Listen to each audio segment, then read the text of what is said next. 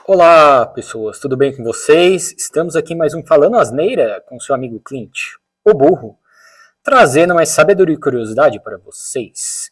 Primeiramente, uma breve explicação, apesar do nome do canal ser Falando Asneira, entre aspas, o objetivo do canal não é trazer nenhuma informação idiota, não é falar asneira no sentido de idiotice, é trazer mais informação da maneira mais simples e direta possível para vocês. Com um pouco de humor, quando o assunto permitir, é lógico. Quando a gente precisa falar sério, a gente fala sério também. E de modo que até um burro como eu possa entender a informação. Tem uma pessoa aí que eu acho que se sentiu um pouco ofendida, achando que o conteúdo que eu mesmo estou divulgando eu chamei de asneira, no sentido de idiotice, mas o intuito não é esse. O intuito é apenas informar, trazer informação de uma maneira simples, tá? Até porque o sufixo eira quer dizer relação com um agente, no caso, o agente que produz algo. Né? O asno, que aqui vos apresenta, falando algo, né? Produzindo algo. Então, não quer dizer que o assunto é idiota, apenas que o assunto, né, a ação é feita por um asno, por isso asneira. Não tem nada a ver com idiotice. Segundo um dos significados de asneira, abre aspas, é discurso apimentado, que seria mais adequado para o contexto dos meus vídeos. Quem já assistiu os outros vídeos, né, a maioria, ou pelo menos a maioria deles, já sabe, né, que a gente põe um pouquinho de pimenta aí nos assuntos, né. Procura no Pai dos Burros aí, vulgo dicionário, que vocês vão ver o significado, né. Tá lá esse, abre aspas, discurso apimentado, né, para o significado de asneira. Então é isso, pessoas. Não tem nada a ver com idiotice, apenas eu tento trazer a informação de uma maneira mais simples e direta possível. Vamos lá. Começando propriamente o vídeo de hoje. Hoje, 4 de julho, é o dia que se comemora a independência dos Estados Unidos. Eu estou aqui a caráter hoje, né, com um patriota da Nova Inglaterra. Então eu vou contar para vocês como se deu a independência desse país. Apesar de muitos terem um sentimento anti-americano, não gostarem dos Estados Unidos, a história de sua independência é uma história muito bonita. Principalmente por ser a primeira revolução iluminista que instituiu os direitos civis, dentre eles o direito à propriedade e igualdade perante a lei. Né? Esse era os principais ideais iluministas. Propriedade privada, liberdades civis garantidas pela lei, igualdade pela lei, repartição dos poderes, né? E o homem no foco da lei, das ações, né? E a substituição da fé pela racionalidade. Inicialmente existiam o quê? As 13 colônias britânicas, um grupo de colônias que a Inglaterra detinha na costa atlântica da América do Norte, fundadas entre o século XVII e XVIII, que declararam sua independência em 4 de julho de 1776, formando então os Estados Unidos da América. Apesar de muitos se lembrarem da Revolução Francesa como a primeira revolução iluminista, mas a independência dos Estados Unidos, que é totalmente iluminista, seus ideais, né, ocorreu 10 anos antes. A independência ocorreu durante o segundo Congresso Continental na Filadélfia, em 4 de julho de 1776. Porém, só foi reconhecida em 1783 pela metrópole inglesa, a Inglaterra. Então, os Estados Unidos se tornaram o primeiro país do continente americano a ser independente, né? Pautada, como eu falei, nesses ideais iluministas, em oposição ao regime absolutista monárquico, onde os privilégios ficavam com a classe, com as castas, né, que seriam a nobreza e o clero, e o poder ficava tudo concentrado na figura do rei, né, do monarca. Ele julgava, ele editava as leis e ele administrava. Surgiu então uma nação com modelo republicano e federalista, que defendia liberdades individuais e o livre comércio. E quais as causas, Clint, dessa independência dos Estados Unidos? Foi o resultado da divergência entre os interesses da metrópole, a Inglaterra, e os colonos. Sempre o motivo é esse, pessoal, o interesse. Os séculos 17 e 18, a Inglaterra, com o crescimento da sua burguesia, começou a ver também a sua indústria proliferando e precisava de novas fontes de matéria-prima para alimentar a sua indústria. e mercados consumidores. E ele olhou para quem? Olhou para quem? Para a sua colônia, claro, as 13 colônias. E além disso, os conflitos que a Inglaterra havia se envolvido há alguns poucos anos atrás com outras grandes potências europeias, como Espanha, Holanda e França, na Guerra dos 7 Anos, levaram a Inglaterra a um déficit financeiro. E o que garantiu a soberania do poder inglês diante do francês nas Américas, né? Essa Guerra dos 7 Anos. A Inglaterra acabou tomando as colônias francesas, incluindo parte do Canadá. Mas, como eu falei, é um custo caro. Então os ingleses fizeram o quê? Aumentaram consideravelmente seus gastos. E quando o governo aumenta os seus gastos, o que ele faz? O que ele faz, pessoas? Aumenta os impostos, exatamente. Eles não cortam custos, eles aumentam os impostos. Sempre quem paga o pato é o povo. O povo, no caso, o povo inglês, né? O povo inglês sofre igual a gente, né?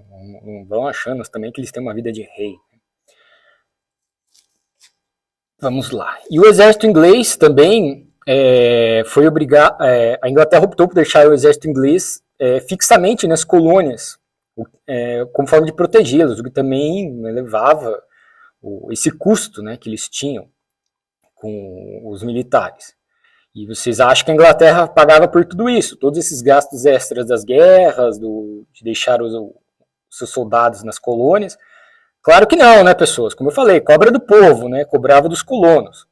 Mas o bicho pegou mesmo quando a Inglaterra começou a dar pitaco na administração das 13 colônias, por volta do ano de 1763. Até então, eles detinham certa autonomia na Inglaterra.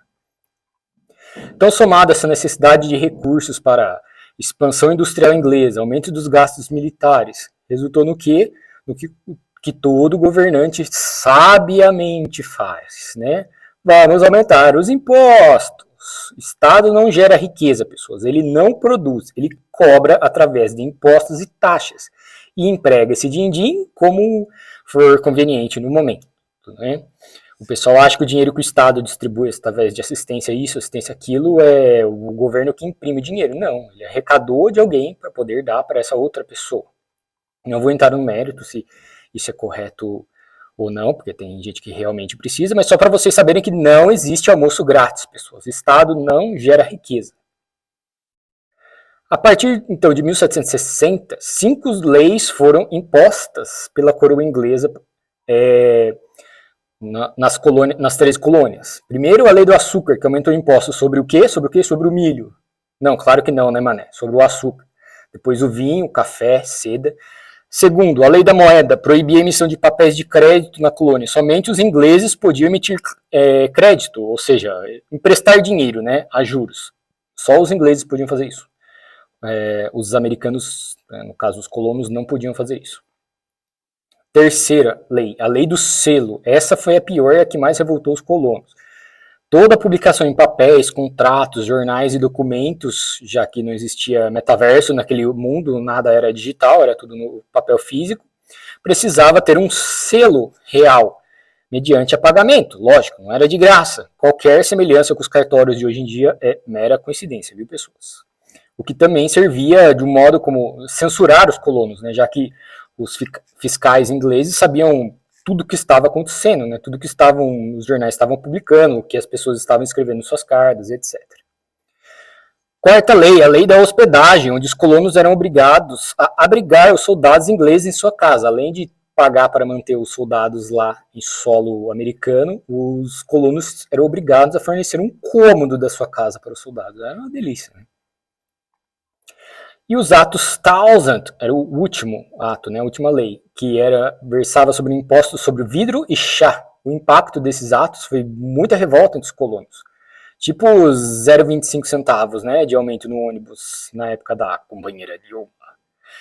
Foi só a gota d'água, né, a gente não sabe que não foi somente os 25 centavos, né, então também não foi só sobre essas leis. Os colonos, então, começaram a boicotar os produtos ingleses, sendo o estopim, aconteceu, né, a festa do chá de Boston, a Boston Tea Party, por isso que o nome do time de Boston, de futebol americano, se chama New England Patriots, os Patriotas da Nova Inglaterra, porque foi lá onde aconteceu o estopim da Guerra de Independência Americana. onde os ingleses, né, quando esses atos Townshend, eles começaram a obrigar que o chá consumido pelas 13 colônias fossem obrigatoriamente vendidos pela Companhia das Índias Orientais, que era inglesa. Os colonos, então disfarçados de índios, entraram no porto de Boston e destruíram as cargas de chá, lançando-as ao mar. Tá vendo? Todo o problema foi o chá. Como eu falei, igual os 25 centavos. Claro que não, né, pessoas? Teve muito mais coisa, isso, como eu falei, foi apenas o estopim. E como resposta, a Inglaterra fez o quê? Fechou o posto de Boston, cassou o direito de reunião, as pessoas não podiam se reunir. O estádio de Massachusetts, que é onde fica Boston, foi ocupado militarmente e permanentemente. E os colonos obrigados, claro, né, a pagar a indenização pelo prejuízo. Então os colonos se reuniram no primeiro Congresso Continental da Filadélfia, onde eles pediram ao rei que suspendesse as leis absurdas, né? Mas afirmavam que permaneceriam fiéis à Inglaterra e ao rei George III. Porém, eles foram ignorados pelo rei. Então, no segundo Congresso da Filadélfia, em 4 de julho de 1776, os colonos elaboraram a Declaração de Independência dos Estados Unidos, escrita por Thomas Jefferson, que contém a célebre frase, abre aspas, consideramos estas verdades como auto-evidentes, que todos os homens são criados iguais, que são dotados pelo Criador de certos direitos inalienáveis, que entre estes são a vida, a liberdade e a busca para a felicidade. Esses seriam os direitos jusnaturais, aqueles que naturalmente já vêm com o homem, não precisam ser escritos, né? Esse também é um grande marco iluminista, né? Um ideal iluminista. É bonito, né, pessoal? Pode até não gostar dos Estados Unidos, mas que é bonito né? Pelo menos o que está escrito, né? O texto é bonito. Então iniciou-se a Guerra da Independência, que duraria 5 anos, até 1781, entre colonos e seu exército continental contra o exército inglês. No início, os Estados Unidos lutavam sozinhos, mas após algum sucesso, né, nas batalhas, outros países inimigos da Inglaterra, né, as metrópoles europeias, começaram a apoiar os Estados Unidos, como Espanha, França e Holanda, que já haviam guerreado anteriormente com a Inglaterra. É aquele ditado, né? Quando tem sangue na água, os tubarões aparecem. O pessoal viu que a Inglaterra deu uma sangradinha, já apareceu tubarão de tudo quanto é lado para ajudar os Estados Unidos, né? A França tinha um interesse particular, já que ela havia perdido na Guerra dos 7 Anos as suas colônias americanas para a Inglaterra, que eu falei é um pedaço do atual Canadá. Por isso que no Canadá falam-se 2 línguas, né? Principalmente na província de Quebec, francês e inglês. Inclusive, a Estátua da Liberdade é um presente francês para os americanos. Porém, isso quebrou mais ainda a França, o que veio a resultar na Revolução Francesa. Mas isso é tema para o vídeo da semana que vem. E os espanhóis também que haviam perdido a ilha de Minorca no Mediterrâneo e a Flórida para a Inglaterra, na Guerra Anglo-Espanhola, acabaram a Guerra de Sucessão do Trono Espanhol, na verdade. Acabaram recuperando esses territórios também. Principais motivos pelo qual a Inglaterra perdeu a guerra, Clint. O exército inglês, apesar de bem equipado, bem treinado, estava espalhado ao redor do globo, nas colônias britânicas, o que dificultava a logística das tropas, né? Demoravam meses para elas até chegar nos Estados Unidos, não é igual o avião que você chega em 12 horas, né, da América na Europa, né? Demorava, era 5 meses de viagem de barco. E os colonos viviam em propriedades rurais no interior, longe do litoral. Então os ingleses capturavam as cidades portuárias, que eram maiores, mas isso não lhes dava nenhuma vantagem estratégica. Somado a isso, a vontade de vencer, né, o patriotismo, que, aliás, esses foram os mesmos motivos que levaram os Estados Unidos a perder a Guerra do Vietnã. Né? Os vietnamitas lutavam em casa e tinham um sentimento de patriotismo, estar lutando contra alguém de fora do seu território. A larga extensão territorial da colônia também dificultava a conquista pelo exército inglês. Eles venciam as batalhas, mas não conseguiam ocupar permanentemente, né, o território.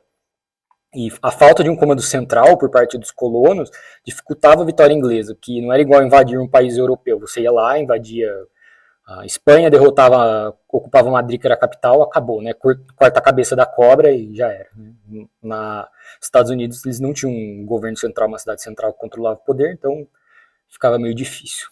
E as consequências da guerra, Clint? Foram a consolidação dos Estados Unidos como nação independente, óbvio, e seu reconhecimento pela Inglaterra, porém seu reconhecimento pela Inglaterra como independente só veio em 1783, no Tratado de Paris.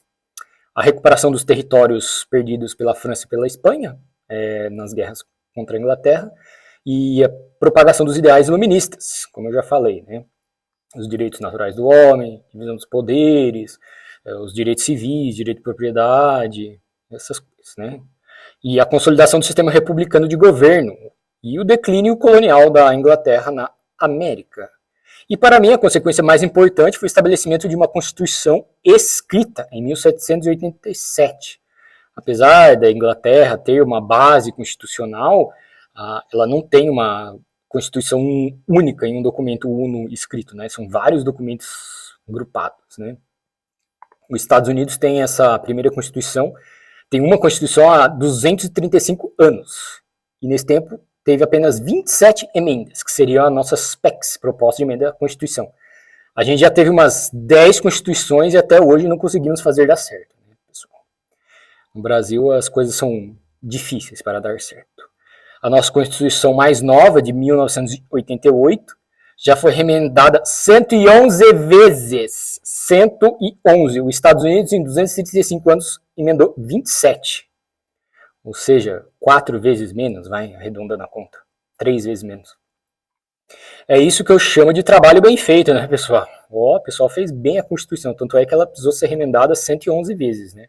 Hashtag contém sarcasmo. A nossa Constituição, ela é feita com puxadinho, né? Puxadinho daqui, puxadinho dali, puxadinho daqui, puxadinho dali. Isso quando os caras não torcem ela, né? Rasga ela. Pobre da Constituição, né? E a Constituição norte-americana? Vou passar para vocês pelo menos os pontos principais, né? Da original, sem as novas emendas. No seu preâmbulo, abre aspas, que seria a introdução, nós, o povo dos Estados Unidos, a fim de formar uma união mais perfeita, estabelecer a justiça, assegurar a tranquilidade interna, prover a defesa comum, promover o bem-estar geral, garantir para nós e para os nossos descendentes os benefícios da liberdade, promulgamos e estabelecemos esta Constituição para os Estados Unidos da América. Fecha aspas. Como eu falei, o texto é bem bonito. Estabelece a divisão dos poderes em executivo, exercido pelo presidente da República, o poder legislativo exercido pelo Congresso, Senado mais Câmara dos Representantes, escolhidos através do voto e comandados temporários. Isso é uma verdadeira revolução no sistema político mundial, né, na época. E está presente até nos dias de hoje, né? Também estabeleceu o poder judiciário na figura da Suprema Corte e dos tribunais inferiores, dependentes dos outros poderes, somado ao artigo 5º, né, que contém as emendas à Constituição, as 10 emendas consideradas os Bill of Rights, que, traduzindo para o português, seria literalmente a Carta de Direitos. Emenda número 1. A garantia ao livre culto, né, das religiões, proibiam a religião oficial ao Estado, direito de liberdade de palavra e de imprensa, direito de reunião pacífica e de petição perante ao governo. Acho que essa todo mundo concorda, né? Ninguém discorda dessa primeira emenda, desses direitos. A segunda emenda já é um pouquinho mais polêmica, né? Garantia a existência de uma milícia armada e o direito do povo de possuir armas e usá-las para sua defesa. Essa tem gente que não concorda. Emenda número 3. Impedia o ingresso de soldados em propriedades privadas em tempos de paz. Emenda número 4. Direito à inviolabilidade da pessoa, sua casa, de sua correspondência e proibia a prisão arbitrária, salvo se autorizado judicialmente mediante a indícios de culpabilidade. Emenda número 5. O que dizia a emenda número 5? Proibia a detenção por crime capital, salvo denúncia e acusação perante ao júri, exceto em tempos de guerra. A pessoa não podia ser privada de seus bens e sua liberdade sem o devido processo legal e sem a justa indenização. Ninguém é obrigado a testemunhar contra si mesmo. Era o direito a um julgamento justo e a produzir provas contra si mesmo, né? A nossa Constituição tem bastante disso também. Emenda número 6. O acusado tem direito a um julgamento justo, rápido e público por um júri imparcial e a ser defendido por um advogado. Também é o direito ao devido processo legal. Também temos na nossa Constituição. Emenda número 7. Julgamentos com causas de valor alto, na época $20 era alto, serão submetidos ao tribunal do júri e não à decisão monocrática do juiz. Isso para evitar casos de abuso de poder, né, pessoas? Emenda número 8. Não poderão ser exigidas fianças exageradas, nem impostas multas excessivas ou penas cruéis. Seria a proibição a castigo físicos, né? Igual a gente também tem na nossa Constituição, no artigo 5º. Emenda número 9. A interpretação da Constituição não pode ser interpretada como negando ou coibindo direitos inerentes ao povo. As decisões judiciais, se tratando de direitos constitucionais, que são aqueles direitos básicos do povo, os mais importantes, têm que ter uma interpretação extensiva, não restritiva. Emenda número 10. Os poderes não delegados na Constituição são reservados ao Estado e ao povo. É o princípio do federalismo, pessoas. O governo central, né, nosso caso seria a União, só pode fazer o que a Constituição diz. O restante do poder fica com os estados. Nos Estados Unidos, essa questão do federalismo, os estados têm muito mais autonomia e independência do que aqui no Brasil, apesar da gente ser a República Federativa do Brasil. E aqui vai a minha maior crítica a essa Constituição americana, que apesar de todo esse discurso bonito, que todos os homens são iguais perante a lei, blá, blá, blá, são direitos fazem jus a direitos divinos que nascem com ele, blá, blá, blá, eles não aboliram a escravidão até 1865, com a 13ª emenda, ou seja, 70 anos depois. E por hoje é só, pessoas. Espero que tenham gostado do vídeo. Afinal, a independência dos Estados Unidos e seus ideais influenciaram muito, mas muito, a nossa independência e a nossa Constituição atual. Um grande abraço para vocês e tchau!